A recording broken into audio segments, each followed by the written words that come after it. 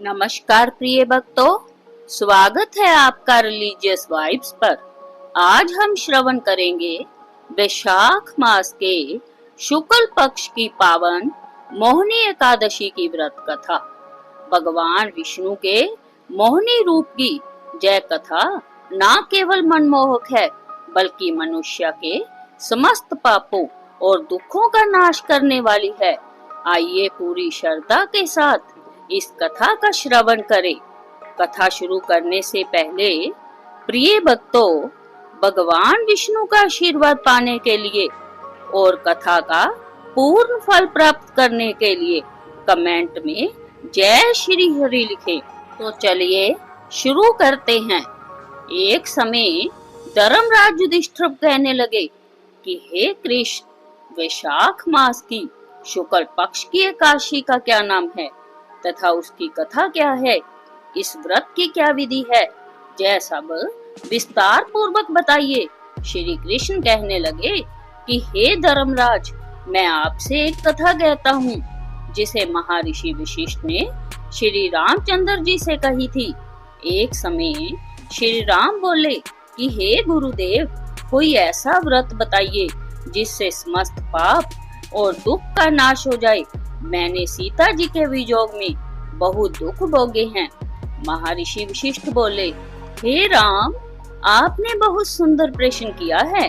आपकी बुद्धि अत्यंत शुद्ध तथा पवित्र है। जब भी आपका नाम स्मरण करने से मनुष्य पवित्र और शुद्ध हो जाता है, तो भी लोक हित में यह प्रश्न अच्छा है।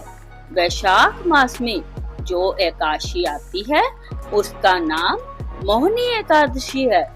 इसका व्रत करने से मनुष्य सब पापों तथा दुखों से छूटकर मोह जाल से मुक्त हो जाता है। मैं इसकी कथा कहता हूँ, ध्यान पूर्वक सुनो। सरस्वती नदी के तट पर भद्रावती नाम की एक नगरी में द्युतिमान नामक चंद्रवंशी राजा राज करता था।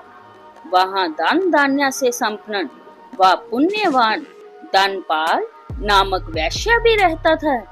वह अत्यंत धर्मालु और विष्णु भगत था। उसने नगर में अनेक भोजनालय, प्याऊ, कुएं, सरोवर, धर्मशाला आदि बनवाए थे। सड़कों पर आम, जामुन, नीम आदि के अनेक वृक्ष भी लगवाए थे। उसके 5 पुत्र थे, सुमना, सद्बुद्धि, मेधावी, सुकृति और दृष्ट बुद्धि। इनमें से 5वां पुत्र दृष्ट बुद्धि महापापी था। वह पितर आदि को नहीं मानता था। वह वैश्य, दुराचारी मनुष्यों की संगति में रहकर जुआ खेलता और पर स्त्री के साथ भोग विलास करता तथा मदिरा मांस का सेवन करता था।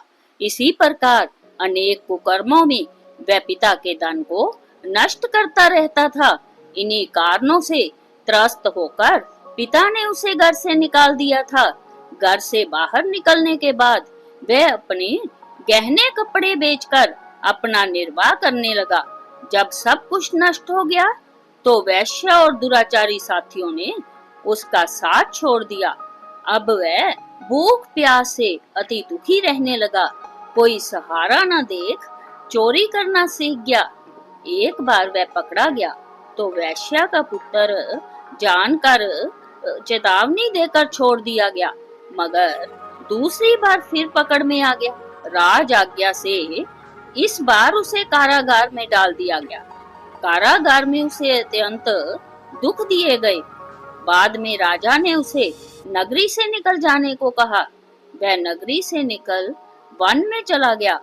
वहाँ जंगली पशु पक्षियों को मारकर खाने लगा। कुछ समय बाद वह बहेलिया बन गया और धनुष बाण लेकर पशु पक्षियों को मार मार कर खाने लगा। एक दिन भूख प्यास से व्यथित होकर वह खाने की तलाश में घूमता हुआ कौंडिन्य ऋषि के आश्रम में पहुंच गया। उस समय वैशाख मास था। ऋषि गंगा स्नान करके आ रहे थे। उनके भीगे वस्त्रों के छींटे उस पर पड़ने से उसे कुछ सद्बुद्धि प्राप्त हुई। वह कौंडिन्य मुनि से हाथ जोड़कर कहने लगा कि हे मुनि, मैंने जीवन में बहुत पाप किए हैं। आप इन पापों से छूटने का कोई साधारण बिना धन का उपाय बताइए। उसके दीन वचन सुनकर मुनि ने प्रसन्न होकर कहा कि तुम वैशाख शुक्ल पक्ष की मोहिनी नामक एकादशी का व्रत करो, इससे सभी पाप नष्ट हो जाएंगे। परंतु इस व्रत को करने के कुछ नियम है। मोहिनी एकादशी के दिन सुबह ब्रह्म मुहूर्त में उठकर स्नान करना चाहिए। इसके बाद साफ और खास तौर पर पीले वस्त्र पहनकर भगवान विष्णु की पूजा करें। पूजा के दौरान भगवान को पीले फूल अर्पित करें और धूप दीप जलाकर भोग लगाए। इसके बाद विधि विधान से आरती करें। इस दिन विष्णु सहस्र नाम का पाठ करना बहुत शुभ माना जाता है। साथ ही ओम नमो भगवते वासुदेवाय मंत्र का जप करने से मन को शांति मिलती है और भगवान विष्णु की कृपा प्राप्त होती है। दान पुण्य का भी है खास महत्व। मोहिनी एकादशी के दिन दान करना भी बेहद पुण्यदायी माना गया है। जरूरतमंदों को भोजन कराना, वस्त्र दान करना या गरीबों की मदद करना इस दिन विशेष फल देता है। ऐसा माना जाता है कि इस दिन किया गया दान कई गुना फल देता है और जीवन में सकारात्मक बदलाव लाता है। मुनि के वचन सुनकर वह बहुत प्रसन्न हुआ और उनके द्वारा बताई गई विधि के अनुसार व्रत किया। हे राम, इस व्रत के प्रभाव से उसके सब पाप नष्ट हो गए और अंत में वह गरुड़ पर बैठकर विष्णु लोक हो गया। इस व्रत को करने से मोह आदि सब पाप नष्ट हो जाते हैं। संसार में इस व्रत से श्रेष्ठ कोई व्रत नहीं है। इसके महात्म्य को पढ़ने से अथवा सुनने से 1000 गोदान का फल प्राप्त होता है। प्रेम से बोलिए श्री विष्णु भगवान की जय। ऐसी ही पवित्र कथाएं सुनने के लिए चैनल को सब्सक्राइब करना ना भूले। वीडियो पसंद आए तो एक लाइक जरूर करें।